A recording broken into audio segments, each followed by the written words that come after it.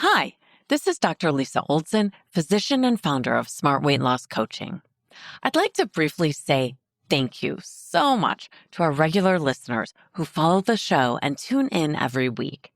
My team and I are incredibly grateful that you take the time to listen in and also to share our show with those you care about. Truly, thank you.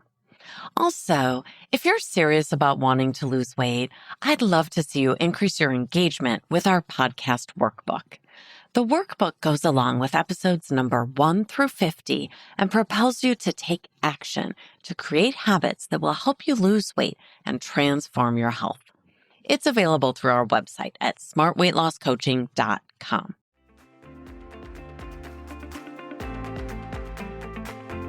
Welcome to the Smart Weight Loss Coaching Podcast. I'm Dr. Lisa Oldson, a board-certified weight loss medicine specialist and certified life coach. In this podcast, I'll share fresh insights and effective techniques for incorporating mindset, habit change, and proven science into your life. Are you ready to achieve sustainable weight loss, wellness, and longevity? Then let's jump in and lose weight the smart way. It's hard to escape the buzz about the latest weight loss medications. Every major news organization from CNN to the New York Times has been covering these highly effective, game-changing meds. If you've never thought about taking weight loss medication because it seems like cheating or maybe a last resort for extreme situations, it might be time to think again. It's been a decade since the American Medical Association classified excess weight as a disease. Many people believe excess weight is a problem of willpower, but that's simply not true. Consider this shocking statistic. In the 1960s, approximately 13% of people had the disease obesity, which is currently defined as a BMI or body mass index of 30 or higher. By the way, we'll talk another time about why BMI is a flawed metric, but for now we'll use it because our stats on the rates of obesity are based on BMI. In the 1970s, 14% of people had a BMI of 30 or higher. Even as recently as 1995, that number was only 15.8%, a small increase.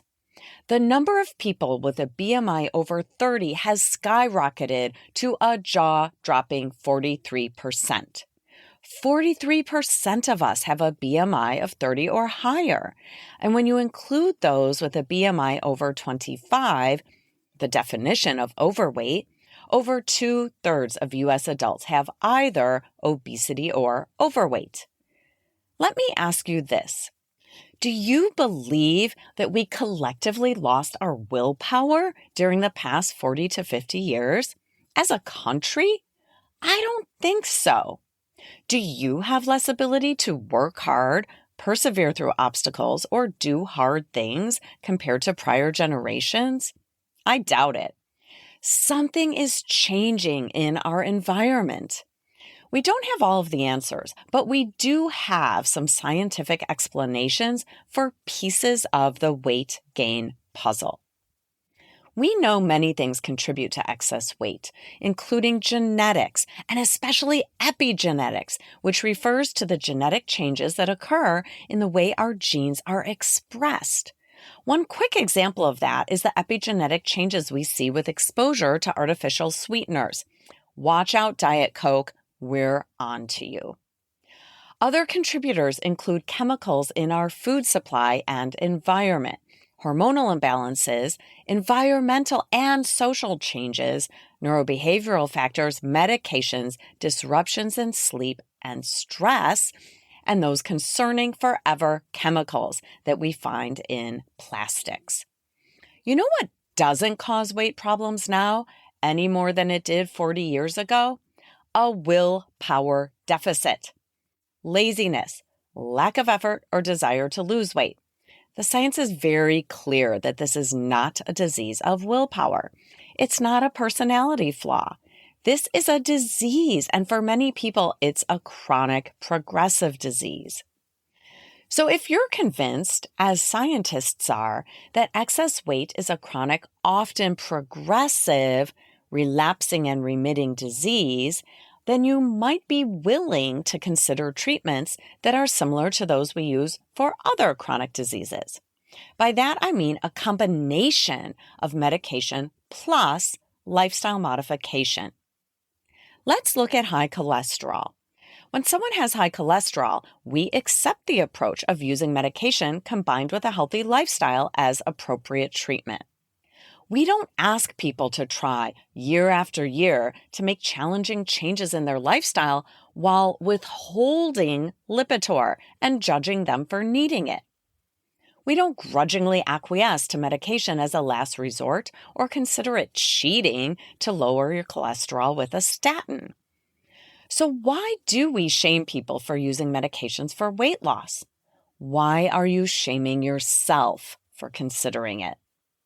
If your BMI is 30 or higher, or if it's 27 or higher, accompanied by type 2 diabetes, high cholesterol, high blood pressure, or heart disease, the science tells us that we should not only consider weight loss medications, but we should recommend them. It's appropriate treatment for this chronic disease. Now, I know the next question that many people ask, do I have to stay on this medication for the rest of my life?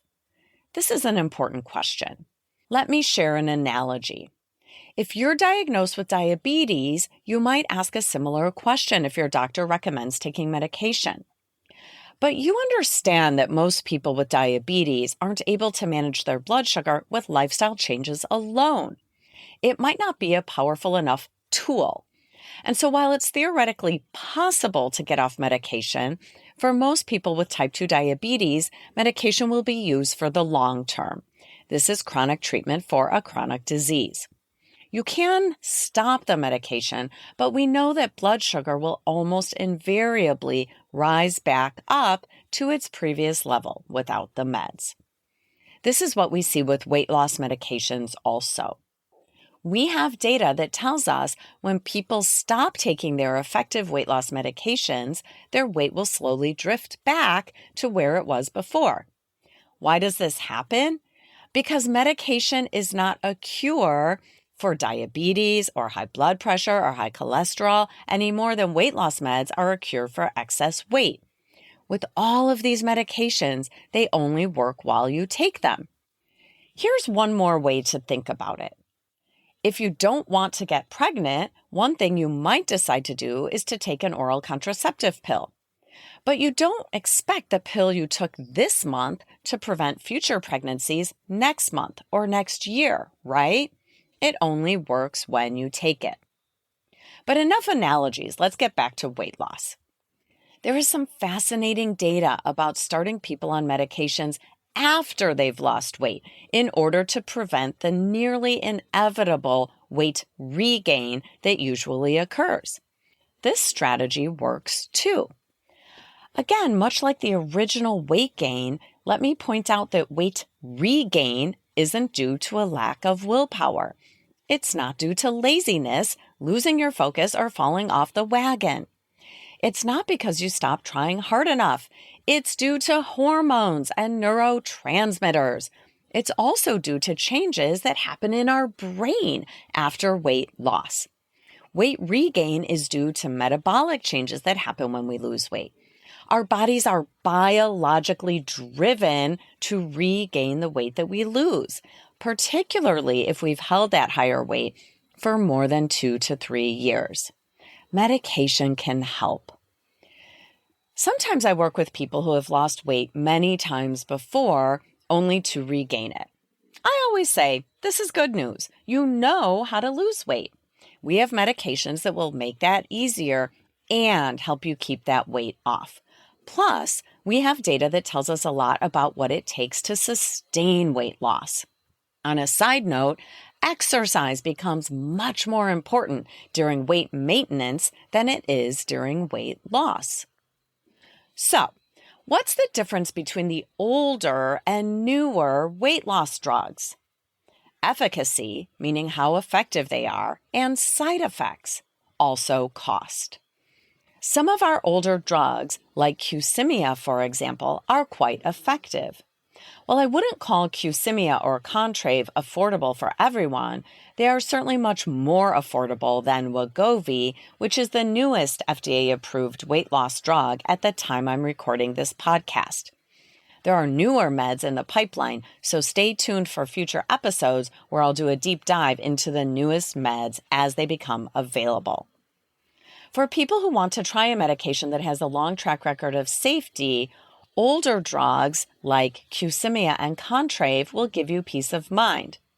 Each of these is made up of 2 component medications combined into one pill designed to decrease appetite, increase satiety or fullness, and help to reduce weight.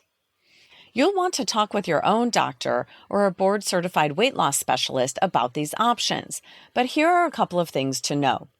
Qsymia isn't typically used in people who have a history of kidney stones or untreated glaucoma, and Contrave should be closely monitored in anyone with anxiety, depression, an eating disorder, seizures, or high blood pressure. There are other side effects that your doctor will review with you should you decide to try one of these medications or even older meds like phentermine. As for Wegovy, yes, it often lives up to the hype. For some people, the impact is like flipping a switch on food noise, appetite, and fullness. The weight loss with Wegovy can approach the amount we see with weight loss surgery. While Qsymia dials down food drama for most people, Wegovy does it to an even greater extent. But Wegovy has potential risks that you'll want to discuss with your doctor. The most common side effects are nausea, diarrhea, and constipation. Lots of gastrointestinal side effects, though for most people they're tolerable and they resolve over time. You'll definitely want to review the risk of medullary thyroid cancer, a very rare but serious concern with Wegovy and other drugs in the family of GLP-1 agonists. There's also a risk of inflammation of the pancreas or kidney.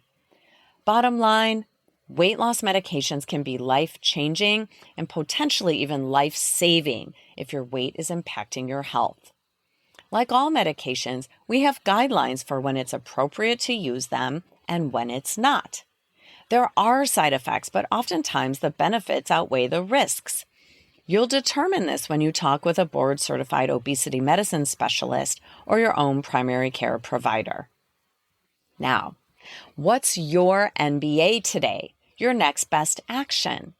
Perhaps it's to go online and find a free BMI calculator to see if your BMI is 30 or higher. And if so, to schedule an appointment to discuss the option of weight loss medication with your healthcare provider. Or perhaps you'd like to join our group program in order to ask more questions and get deep into the science of weight management. Please note that today's info about medication is simply a general overview and should not be considered medical advice. Thanks so much for listening. If you'd like more support during your smart weight loss journey, check out our group coaching program at smartweightlosscoaching.com. Until next time, stay well and stay smart.